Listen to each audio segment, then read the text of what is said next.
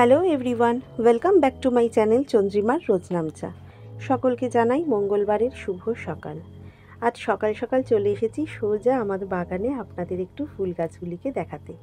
আজ আমার মনটা ভীষণ আনন্দ, কারণ আমার গাছের প্রত্যেকটি গাছে দেখছি ছোট ছোট কুড়ি এসেছে।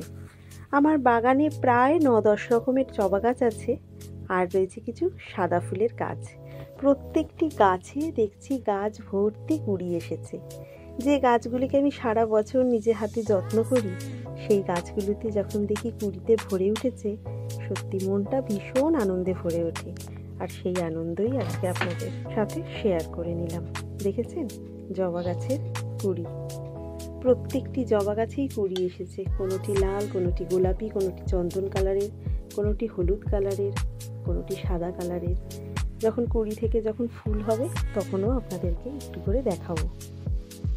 এটি একটি বেল গাছ। এই গাছের ডাল কেটেও আরেকটি টবে আমি বসিয়েছি, সেখান থেকেও দেখছি কচি কচি পাতা এসেছে। আর এই যে জবা গাছটা দেখছেন, এর কুড়িটা অবশ্য ভীষণ ছোট, হয়তো আপনারা দেখতে পাচ্ছেন না, কিন্তু এই কুড়িটা ফুটে যখন ফুল হবে সেই ফুলটা আপনাদের দেখাবো। ভীষণ সুন্দর ফুল হবে এইটার, ফুলটার রংটাই ভীষণ সুন্দর।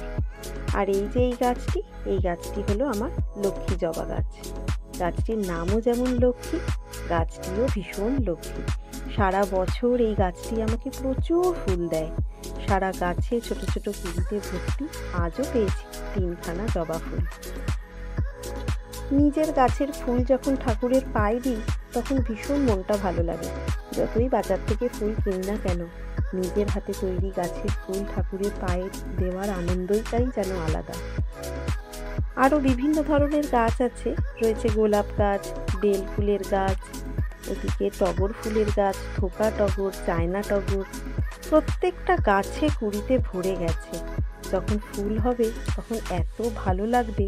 আর বেল ফুলের গন্ধটাই ভীষণ ভালো, যে যখনই বেল ফুল ফুটবে তখনই চারিদিকটা বেলের গন্ধে যেন মম করবে। এই যে আমার প্রত্যেকটি গাছ দেখলেন, প্রত্যেকটি গাছই কিন্তু আমার ওই হাট থেকে কেনা। এবার যেদিন হাটে যাব আপনাদেরকেও দেখাবো হাটটা করে। তাহলে ভিডিওটা আজকে এখানেই শেষ করলাম। দেখা হবে আবার পরবর্তী একটা ভিডিও নিয়ে। আপনারা সবাই ভালো থাকবেন, আনন্দে থাকবেন। আর আমার ভিডিওটা যদি ভালো লাগে একটা লাইক করে দেবেন। আর যারা আমার চ্যানেলটা নতুন দেখছেন তারা একটু সাবস্ক্রাইব করে দেবেন। আর ভিডিওগুলো কেমন লাগছে সেটা একটু আমাকে কমেন্ট বক্সে জানাবেন। Thank you.